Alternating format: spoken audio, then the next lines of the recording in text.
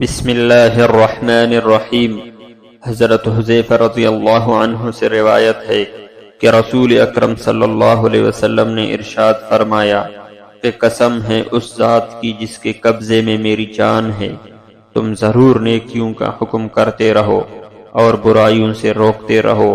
ورنہ جلد ہی اللہ تعالی اپنے پاس سے تم پر بڑا عذاب بھیج دے گا، پھر تم ضرور اللہ تعالی سے دعا کرو گے اور تمہاری دعا قبول نہ ہوگی۔ اس مبارک حدیث میں بھی دعا قبول نہ ہونے کا ایک سبب بتایا ہے اور فرمایا ہے کہ امر بالمعروف ترک کرنے اور ونہی عن المنکر کو چھوڑ دینے سے اللہ تعالیٰ کا عذاب آئے گا، اور عذاب آنے پر دعا کی طرف متوجہ ہوں گے تو دعا قبول نہ ہوگی۔ بات یہ ہے کہ اللہ تعالیٰ نے اپنی بندوں کی ہدایت کے لیے اپنے احکام بھیجے ہیں جو قرآن مجید اور حدیث نبوی صلی اللہ علیہ وسلم کے ذریعے بندوں تک پہنچتے ہیں۔ ان احکام میں بہت سے کام کرنے کے ہیں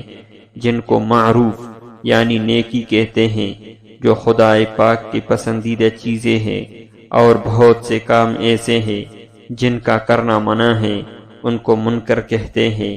یعنی برا کام جو خدا پاک کی شریعت میں نہیں ہے، اسلام سے اس کا جوڑ نہیں کھاتا، اللہ تعالیٰ کو نامحبوب اور ناپسند ہے۔ معروف میں فرائض، واجب، سنت، مستحبات میں داخل ہے، اور منکر میں حرام، مکروہ، تحریمی، تنظیمی سب داخل ہے۔ سب سے بڑی نیکی فرض واجب کو انجام دینا ہے، اور سب سے بڑا گناہ حرام کا ارتکاب کرنا ہے۔ جو بندہ اسلام قبول کر لیتا ہے اس کے ذمہ صرف یہ نہیں کہ خود نیک بن جائے، بلکہ نیک بننے کے ساتھ ساتھ دوسروں کو، خصوصاً اپنی ماتحتوں کو نیک بنانا بھی مسلمان کی بڑی ذمہ داری ہے۔ بہت سے لوگ تو خود دیندار ہوتے ہیں